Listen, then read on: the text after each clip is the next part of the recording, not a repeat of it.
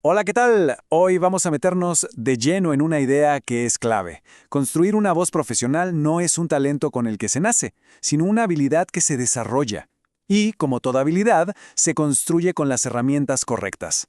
Seguro les pasó que, al leer un texto académico, sienten que la persona que escribe tiene una claridad y una autoridad impresionantes.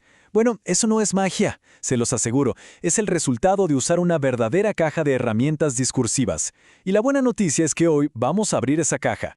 Miren, esta va a ser nuestra hoja de ruta. Primero, vamos a entender bien qué es eso de la voz profesional. Después nos vamos a zambullir en las herramientas, separándolas en dos grupos, las que nos ayudan a explicar con claridad y las que nos sirven para argumentar y convencer. Y al final vamos a ver cómo empezar a usar todo esto para construir un discurso propio. Bueno, arranquemos por el principio.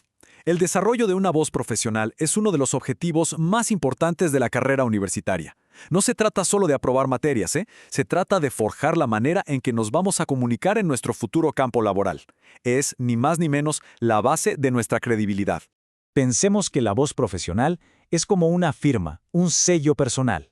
Es la credibilidad que se transmite al exponer un tema, la solidez con la que se defiende un punto de vista y la habilidad para que el resto entienda y valore esas ideas. Es fundamental empezar a construirla desde el día 1. Y para construir esa voz, ¿qué necesitamos?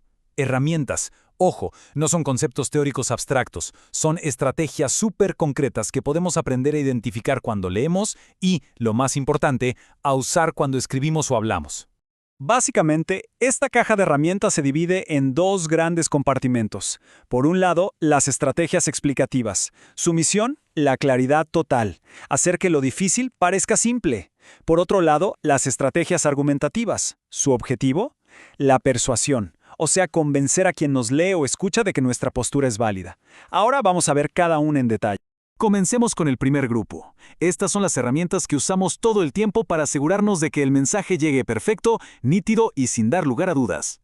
La reformulación es un recurso potentísimo y muy simple. Cuando decimos algo que puede sonar un poco técnico o complejo, enseguida lo volvemos a decir con palabras más sencillas. Es como tenderle una mano a quien lee, ofrecerle una segunda puerta para entrar a la misma idea. Fíjense qué claro se ve acá. La primera parte es un dato técnico, pero quien escribe no se arriesga a que quede alguna duda. Usa el conector o sea y aclara la idea clave, que ese punto es una constante. Simple, directo y súper efectivo. La comparación es brillante para construir puentes. Conecta algo que la audiencia quizás no conoce con algo que sí conoce y domina. De esa forma, lo nuevo se vuelve familiar, cercano y mucho más fácil de entender. Esta es una joya.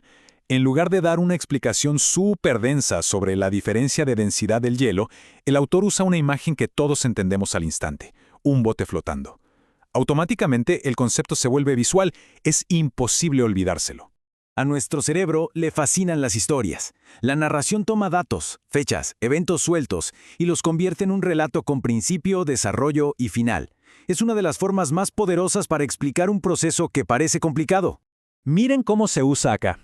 En vez de soltar el dato, Cavendish descubrió el hidrógeno, el texto nos sitúa en un momento y nos describe la acción. Nos invita a meternos en el laboratorio y seguir el relato de un descubrimiento. Y acá viene lo bueno, se genera suspenso. No nos da el resultado de una. Nos cuenta el proceso, la curiosidad del científico y el momento ¡eureka! La reacción generó ¡agua! Es mucho más impactante que solo presentar el dato final, ¿no? Y acá llega la conclusión de la historia, que es también la conclusión de la explicación. Se usó un relato para explicar cómo se llegó a uno de los descubrimientos científicos más importantes de la historia. Eso es usar la narración de forma magistral. Muy bien, dejamos por un momento las herramientas para aclarar y pasamos al segundo compartimento de nuestra caja. Si explicar es construir claridad, argumentar es construir credibilidad y convicción. Con estas estrategias, buscamos que una postura no solo se entienda, sino que se comparta. La cita es fundamental. Y no es solo copiar y pegar, Es traer a la conversación la voz de una persona experta para que respalde lo que estamos diciendo.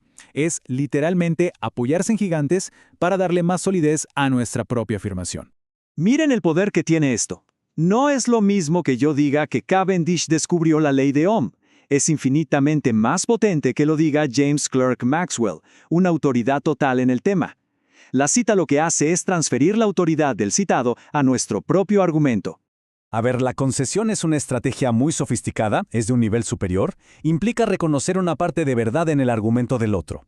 Esto demuestra que no estamos ignorando otras posturas, sino que las entendemos. Y desde ahí, desde ese entendimiento, presentamos nuestro argumento, que termina siendo mucho más fuerte. Acá se ve perfecto. El autor concede, acepta, que a primera vista el discurso puede parecer inofensivo, solo palabras. Pero justo después de esa concesión introduce su punto principal con muchísima más fuerza, demostrando por qué esa primera impresión es equivocada. Es brillante. La anécdota es como la prima hermana de la narración, pero con un objetivo argumentativo. Usa una historia corta y potente, no solo para explicar, sino para demostrar algo.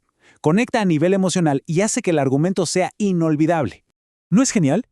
En lugar de dar una definición teórica y abstracta sobre la relatividad de la fama o el nacionalismo, Einstein cuenta esta pequeña historia.